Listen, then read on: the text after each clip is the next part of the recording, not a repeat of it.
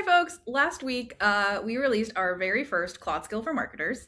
And today I want to show you how I am using that skill for one of our managed service clients. So if you want to follow along, you just need to go to our website.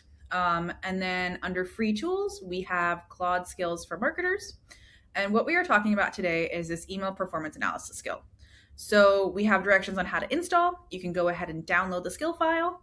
When you're in Claude Desktop, you can go over here to Customize, go to Skills, and then you can go ahead and upload that skill file. And so you'll see that I already have it uploaded here.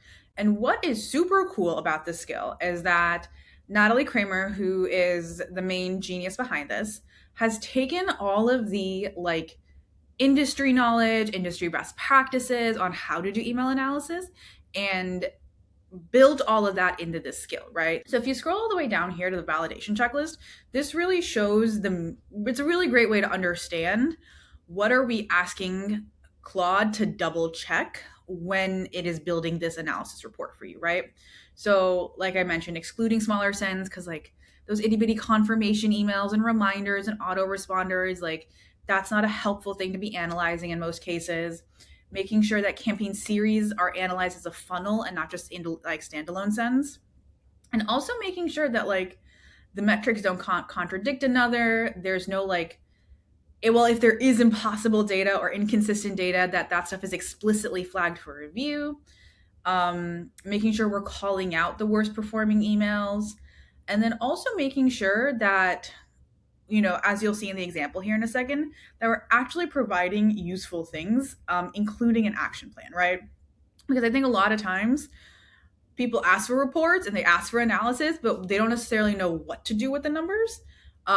So for us, we wanted to make sure we were providing both the analysis and very specifics of what do you do now with this data? So the example that I have started here is one of our clients was running a closed loss sequence. And then when that was done, they were like, hey, Alicia, how did this perform? And I was like, great question. Let's ask Claude. So I downloaded the Mary skill, installed it, and then I asked Claude, hey, I added the skill. Can you do something great with this? So Claude went ahead and read the skill, read my CSV of data, which is literally just the standard Marketo email export, email performance report export. And then it created this document. A couple of things I love about this. One, there's the executive summary, right? So this is the high level of what, the skill has found in this email report. Then it gets into program level benchmarks, analyzing the specific emails, and then also some other key findings in terms of strengths, risks, and other notable findings. And then it gets into the action plan of what to actually do with all of this email data that we have now analyzed.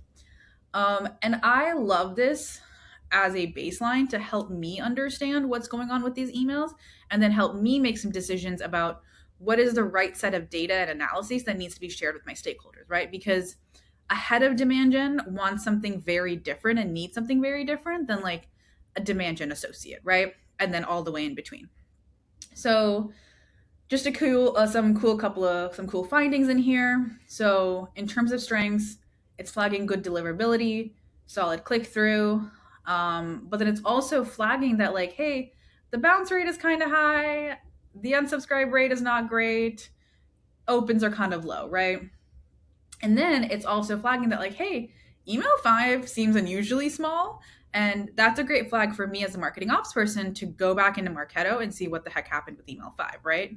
Because as you'll see here, 22 emails sent when the rest of them should have gone to 200 something, right? So that's a sign for me to go back and check to make sure that that email send was built out correctly. So what I'm going to do now is I'm going to take this report and I'm probably going to ask Claude to create me 2 different versions of this, right? I'm going to say, hey, Claude, I need a high level summary for a head of demand gen. And then I need a targeted action plan for a demand gen associate, right? So that way I can deliver this information to both sets of parties in the way that is needed to them. And then I can also decide from in here, are there any action items for me as the marketing ops person to further follow up with in their instance for them?